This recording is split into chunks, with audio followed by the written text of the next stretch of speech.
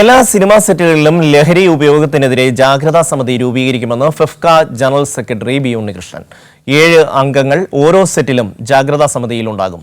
സംവിധായകനും പ്രൊഡക്ഷൻ കൺട്രോളറും ഉൾപ്പെടുന്നതാകും സമിതിയെന്നും ഉണ്ണികൃഷ്ണൻ പറഞ്ഞു.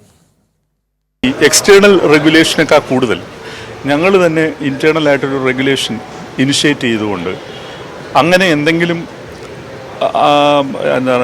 കാര്യങ്ങളുണ്ടെങ്കിൽ അത് പാടെ തുടച്ചു മാറ്റേണ്ടത് ഉത്തരവാദിത്തപ്പെട്ട ചലച്ചിത്ര പ്രവർത്തകരുടെ, കലാകാരന്മാരുടെ, തൊഴിലാളികളുടെ ഒക്കെ കടമയാണ്.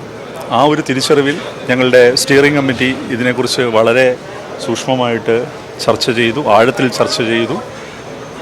അത് ഇന്നലെ കൂടിയ ജനറൽ സെക്രട്ടറിമാരുടെ യോഗം അത് റാറ്റിഫൈ ചെയ്യുകയും ചെയ്തു. ഓരോ സെറ്റിലും 7 പേരടങ്ങുന്ന ഒരു സമിതിയായിരിക്കും അത്. അതിൽ നിർബന്ധമായും പ്രൊഡക്ഷൻ കൺട്രോളറും സംവിധായകനും ഉണ്ടാവും. തിയോഫിൻ ചേരുന്നു. തിയോഫിൻ, എന്തൊക്കെ കാര്യങ്ങളാണ് ഇദ്ദേഹം കൂടുതലായി പറഞ്ഞത്? വളരെ നിർണായക തീരുമാനമാണ് ഫെഫ്കയുടെ ഭാഗത്തു നിന്നുണ്ടായിരിക്കുന്നത്. ഇന്നലെ അവരെടുത്ത തീരുമാനമാണ്. അത് ഇന്ന് ഔദ്യോഗികമായി പ്രഖ്യാപിക്കുകയായിരുന്നു ബി ഉണ്ണികൃഷ്ണൻ. രാവിലെ ഫെഫ്കയുടെ ഒരു ചടങ്ങ് നടക്കുന്നുണ്ടായിരുന്നു. ഒരു ആരോഗ്യ സുരക്ഷാ പദ്ധതിയുടെ വാർഷിക ചടങ്ങ്. ഈ ചടങ്ങ് നടക്കുന്ന വേദിയിൽ വെച്ചാണ് ലഹരി വിരുദ്ധ പ്രഖ്യാപനവും അതോടൊപ്പം തന്നെ ഈ ജാഗ്രതാ സമിതിയുടെ പ്രഖ്യാപനവും നടന്നത്. എക്സൈസ് കമ്മീഷണർ മഹിബാനി യാദവ് ഈ ചടങ്ങിൽ ഉണ്ടായിരുന്നു. അദ്ദേഹം ഈ നിർണായക ഫെഫ്കയെടുത്ത ഈ തീരുമാനത്തെ അഭിനന്ദിക്കുകയും ചെയ്തു. 7 പേരടങ്ങുന്ന ഒരു ജാഗ്രതാ സമിതി ഓരോ സിനിമാ സെറ്റുകളിലും ഉണ്ടാവും.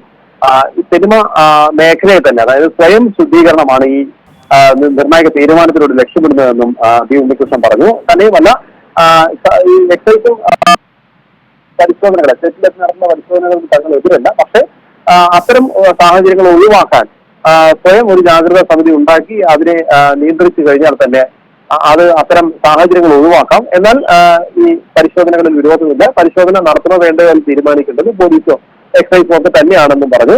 എന്തെങ്കിലും പ്രശ്നങ്ങൾ ഉള്ളതായി ബോധ്യപ്പെട്ടാൽ അത് ജാഗ്രതാ സമിതിയുടെ നമ്പറുണ്ട്. അതോടൊപ്പം തന്നെ എക്സൈസിന്റെയും പോലീസിന്റെയും യോദ്ധാവ് എന്ന ഒരു പ്രോജക്ട്, ആ പദ്ധതിയിലേക്ക് അതുമായി ബന്ധപ്പെട്ട് യോദ്ധാവിനെ അറിയിക്കേണ്ട നമ്പറുകൾ, ആ നമ്പറുകൾ എല്ലാവരെയും അറിയിക്കും. അതിൽ അറിയിക്കും, എക്സൈസിനെ പോലീസിനെ അറിയിക്കുന്ന നടപടികളും ഉണ്ടാവും. എന്തായാലും ഒരു നിർണായക തീരുമാനം ഉണ്ടായിരിക്കുന്നു.